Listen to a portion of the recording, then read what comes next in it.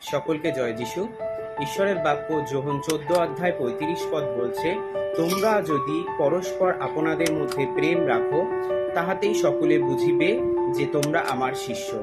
অর্থাৎ আমরা যখন আমাদের প্রভু যিশুকে মুক্তিদাতা, ত্রাণকর্তা, আমাদের ঈশ্বর বলে গ্রহণ করেছি, স্বীকার করেছি, তখন অবশ্যই আমাদের মধ্যে প্রেম থাকার প্রয়োজন রয়েছে।